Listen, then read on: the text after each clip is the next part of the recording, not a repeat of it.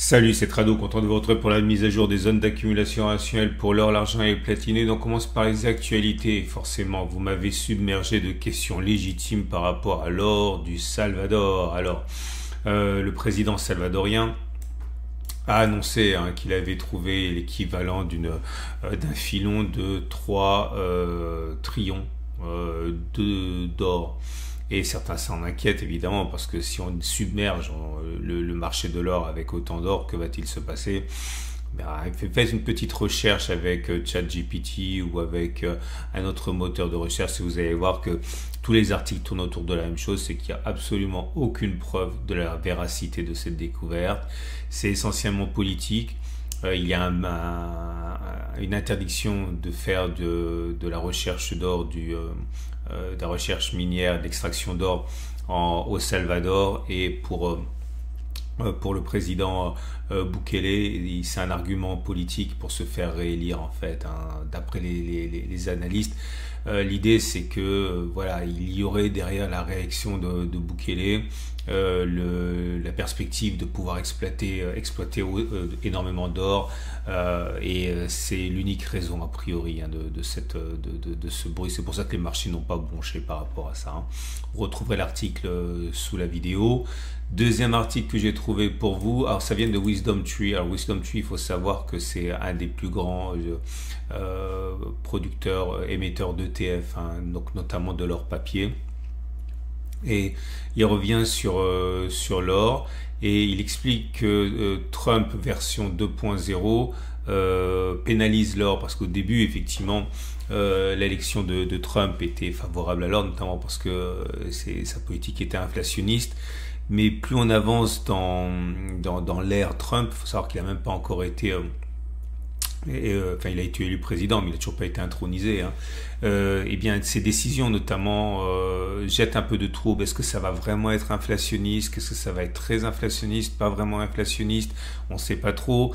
Qu'est-ce que ça va être au niveau des taux d'intérêt? Puis sa passion pour les cryptos. Est-ce que quelque part l'or va pas être concurrencé par Bitcoin? Bref, il y a des incertitudes par rapport à l'inflation, par rapport aux cryptos, etc.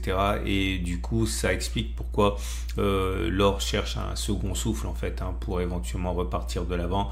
Mais tout se résume à un graphe pour Wisdom Tree, c'est le ratio Bitcoin-or. Et on voit que Bitcoin a le vent en poupe par rapport à l'or. Et donc, concurrence le roi des métaux à court terme. Troisième article que j'ai trouvé pour vous. Alors c'est un habitué, c'est le rapport Eraeus. Eraeus, c'est un des plus grands marchands d'or au monde. Il est en Allemagne et il donne ses perspectives pour les métaux précieux en 2025. Sans surprise, c'est la hausse pour lui, mais avec un range assez large. Il se mouille pas trop et c'est bien normal. Pour l'or, il voit entre 2450 et 2950. Pour l'argent, c'est entre 28 et 40, etc. Et il voit une baisse du palladium à cause notamment du désamour pour les véhicules traditionnels, et la demande de palladium va en pâtir. Bref, l'article est aussi à votre disposition en dessous de la vidéo.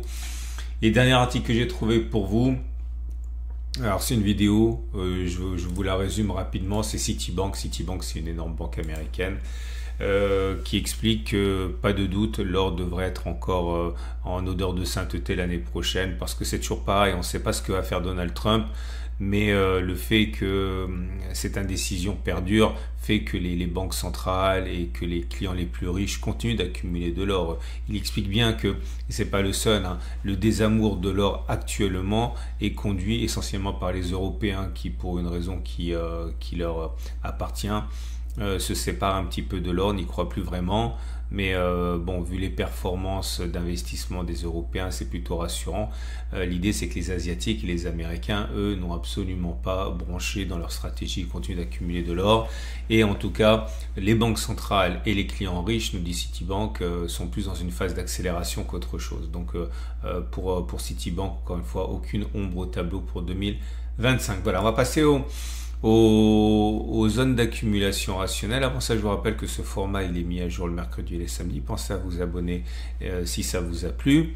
Et je voudrais attirer votre attention si vous êtes nouveau sur Veracash. Alors pourquoi c'est intéressant Veracash éventuellement pour vous? Parce que si vous voulez vous lancer dans la détention d'or et si vous voulez utiliser cet or pour eh bien dépenser de l'argent si vous le voulez, vous pouvez faire acheter en envoyant votre or cassé, vos vieux bijoux, vos pièces qui dorment dans un tiroir, bref, de l'or, quel que soit son état, à Veracash. Veracash vous le rachète et vous met l'équivalent en Veracash sur votre compte et derrière vous avez une carte de paiement et vous pouvez utiliser cet or, approvisionner avec votre or cassé, votre or déclassé, cet or dont vous ne voulez pas, et ça vous permet de mettre le pied dans ce circuit de l'or remonétisé en dehors du secteur bancaire.